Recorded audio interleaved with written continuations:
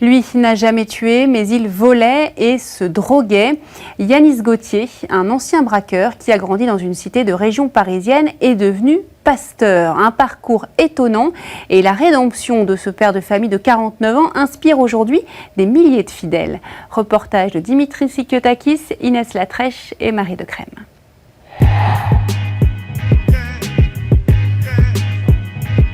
C'est une joie, vraiment, dans ces temps difficiles de confinement, que de pouvoir nous réunir ensemble dans la présence de Dieu. En temps normal, l'église aurait été pleine. Certainement 200 fidèles. Yanis Gauthier captive et fascine. Ce dimanche, ils sont tout de même une centaine à l'écouter. On m'a dit qu'il serait là aujourd'hui, donc ça fait un peu plus de 4-5 ans, je crois que j'avais ce désir en tout cas de le rencontrer. À 49 ans, Yanis est un pasteur au succès grandissant, 250 000 followers sur Facebook. Je ne sais pas quelle ambition il y a sur ton cœur concernant ton avenir, mais j'aimerais te donner 2 conseils. Mais il n'a pas toujours été ce prédicateur respecté, ce pasteur évangélique. Que Dieu vous bénisse, je vous aime.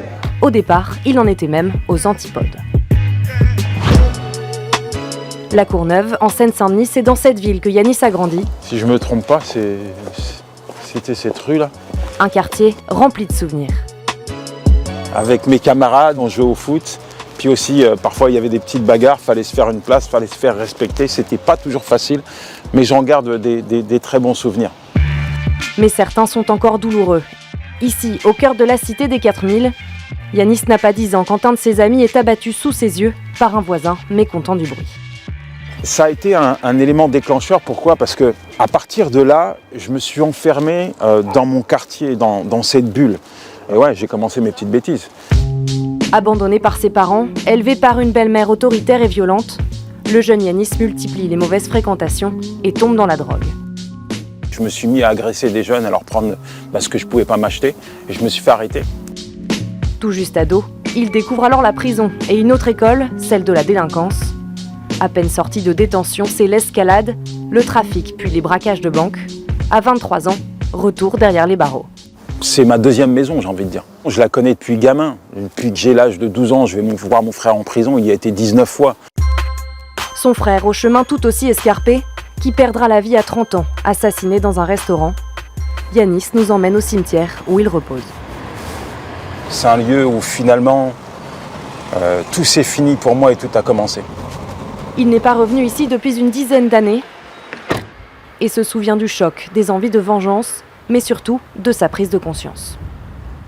Je pense que quand j'ai enterré mon frère, j'ai enterré une partie de moi-même. J'ai pris une décision, je préfère être un père pour mes enfants, plutôt que d'être un soi-disant vengeur qui termine au cimetière. J'ai fait un autre choix de vie.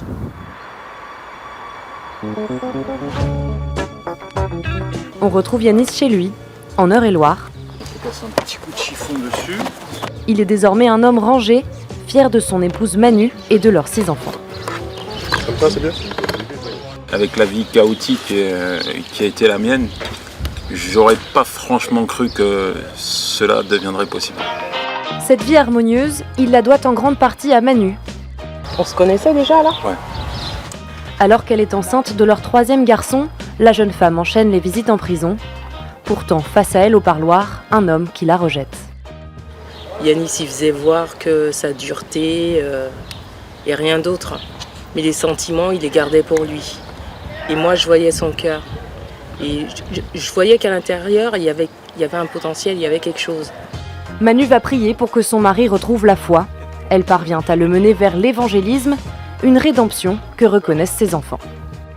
Le fait de voir que aujourd'hui il prêche devant des milliers de personnes, qu'il est suivi par des milliers de personnes, c'est honorable et je suis fier de lui. Une autre fierté, c'est ce diplôme. Voilà, le seul diplôme que j'ai eu dans ma vie. 3 années de cursus pour devenir pasteur évangélique, une religion issue du protestantisme qui représente un peu plus d'1 million de croyants en France. Ce dimanche, Yanis, ou plutôt le pasteur Yanis Gauthier, est très attendu à l'église de la Citadelle. Je suis heureux d'être avec vous ce matin. Il intervient ici comme devant d'autres assemblées d'Île-de-France 2 à 3 fois par semaine. Il est très apprécié, il est très aimé parce que bon, il est dynamique, il est vivant et puis surtout par rapport à son témoignage. Son histoire d'ex-braqueur transfigurée par la foi passionne et Yanis en a fait une sorte de fonds de commerce. Puis les années vont passer et successivement, je vais prendre 5 coups de couteau au niveau du thorax. Il la diffuse lors de conférences et dans des livres qu'il vend à la sortie des églises. Vous retrouverez ce livre, Le prix du pardon, à la table de librairie à l'extérieur. Que Dieu vous bénisse. Yanis mise sur sa notoriété pour apporter un complément à son salaire de 1 700 € par mois. Son premier livre, c'était le meilleur des cadeaux qu'on m'a offert, je crois. Quand on écoute son parcours, on n'a pas l'impression que... Enfin, c'est pas marqué sur le visage, hein, l'histoire d'une personne n'est pas marquée sur le visage. Dans cette religion, où la morale est conservatrice, il refuse de détailler ses positions sur l'IVG ou la contraception. Pour lui, chacun est libre de ses choix. Une pensée qui l'a bien guidé jusqu'ici. Jamais j'aurais imaginé, jamais j'aurais même rêvé que tout ça aurait pu arriver. Pour moi, c'est un miracle, une renaissance. Yanis porte un regard apaisé sur l'homme qu'il a été. La vie ne l'a pas toujours gâté, mais il fait désormais don de son expérience, pleine d'espoir.